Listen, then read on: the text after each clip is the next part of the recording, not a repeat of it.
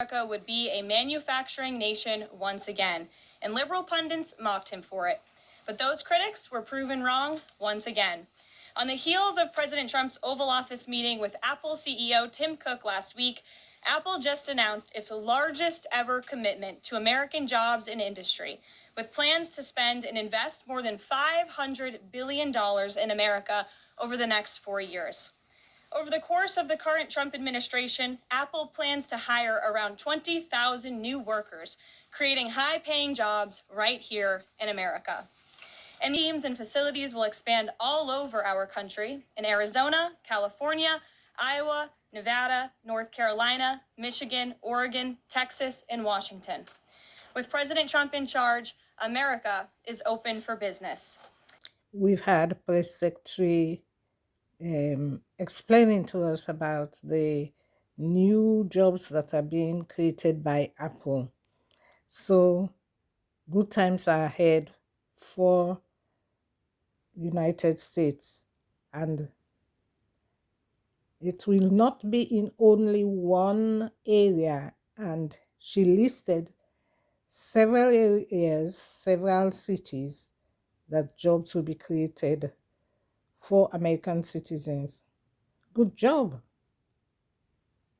Now we're going to turn our attention to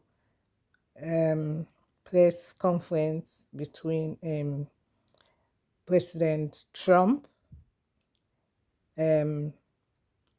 Macron, and the press in the White House. Now let's watch together. Great honor to be here with my friend. I'm delighted to welcome President Macron back to the White House. We've been together quite often, but not that often in the White House. We honored the President, First Lady of France, not so long ago. There was a beautiful evening, and we will not soon forget it. It was a beautiful day and evening, and many fond memories. I also want to thank Emmanuel for hosting me in Paris last December after a historic election win to witness the reopening of the spectacular Notre Dame Cathedral, where you did an outstanding job in bringing it back together. That was a sad day watching that burn.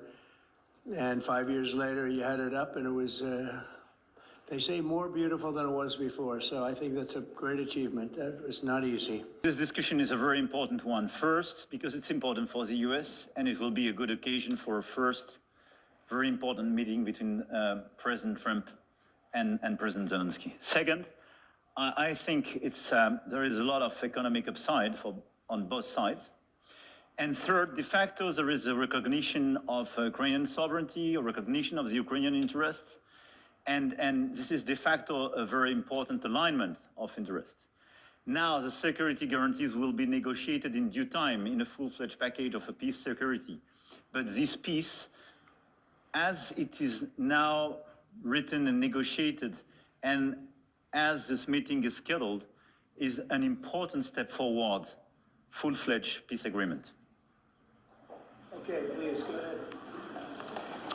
To the President. Monsieur le Président Trump.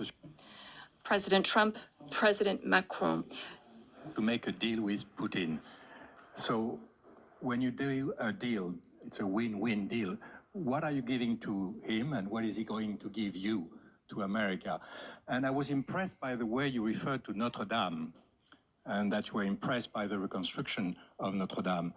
A lot of Americans have sent money to Paris to participate to the reconstruction of Notre Dame.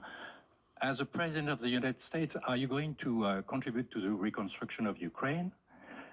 Et Monsieur le Président Macron?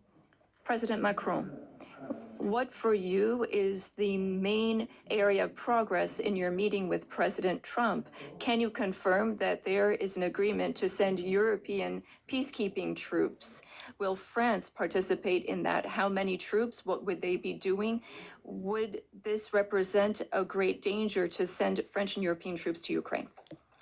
Well, I guess it's a little strange question, because you ask whether or not we're going to, on behalf of the United States, contribute to Ukraine. I mean, we're in there for about $350 billion. I think that's a pretty big contribution. I do appreciate the first part of your question, however, because I think they've done an incredible job with the Cathedral of Notre Dame. I think the president has done. I know he headed it up, and I know how hard he worked, and it took a period of time, but really not a long period of time considering what that was, so delicate, so beautiful.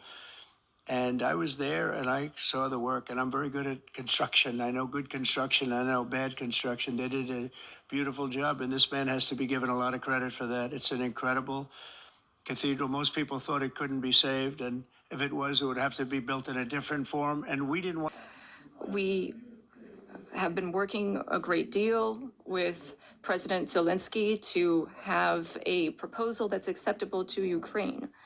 President Trump has confirmed that he will be meeting with President Zelensky very soon to finalize the agreement on critical minerals and rare earths and to speak together about that matter. That's a very important step forward. The second thing is that during our discussions, we were able to go into some of the details about the proposal that we have just made to have a truce, a peace, and be able to measure that and then structure our discussions on that basis. France and several other European countries, along with Ukraine, are hard at work to build this lasting peace with very specific points, including security guarantees, the territories that belong to Ukraine, the issue of reconstruction, the economy, and critical minerals. We've been able to go into the details of those proposals. The third area of progress, which really mark a turning point, is the fact that we were able to talk about the details of the security guarantees. And the president has shown this over the past few days, and he said so a moment ago. We want peace. He wants peace. We want peace swiftly, but we don't want an agreement that is weak. The fact that there are Europeans that are ready to engage to provide for these security guarantees. And now there's a clear American message that the U.S., as an ally, is ready to provide that solidarity for that approach. That's a turning point, in my view. And that is one of the great areas of progress that we've made during this trip and during this discussion. When it comes to troops, in the past, a year ago specifically, we saw a reason to talk about sending troops for strategic regions.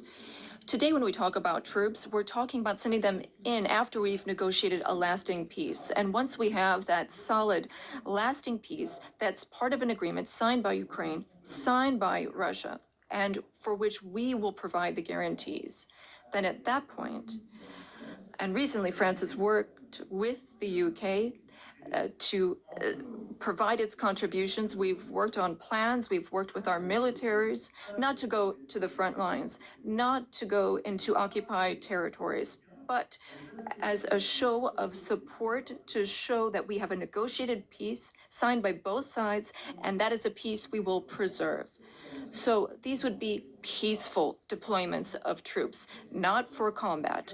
These would be deployments of an assurance force. They would be limited, but they show solidarity. I've also spoken with all of our allies, and there are European and non-European allies who are ready and willing to take part in that effort. Countries have helped Ukraine maintain its military capabilities in terms of the number of soldiers it has, equipment, whereas others have provided logistical support on the ground.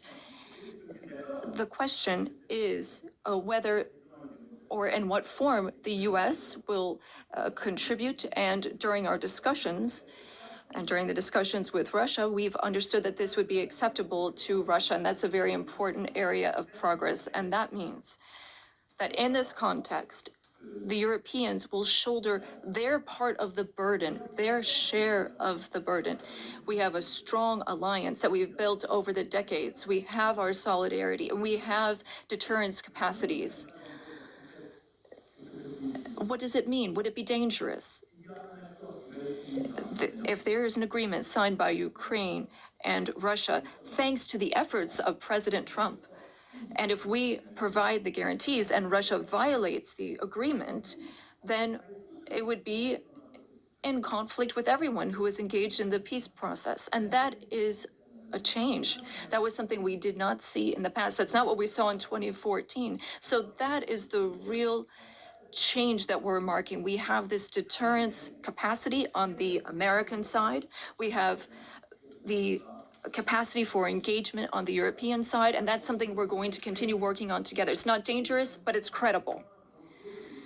It's less dangerous than things that could happen in the long term. And I think this is what we need to do to ensure security. And I say this very clearly. We're also talking about security for Europeans. I've been saying this for weeks now. If we do not guarantee the security of this territory within Europe, then how can we guarantee our own security for one and all? It's been wonderful being with you. Say hello to your beautiful wife, and we will see you again soon. We'll be speaking often. We'll get this thing worked out. We're going to get it done. So important, and great job. Thank you.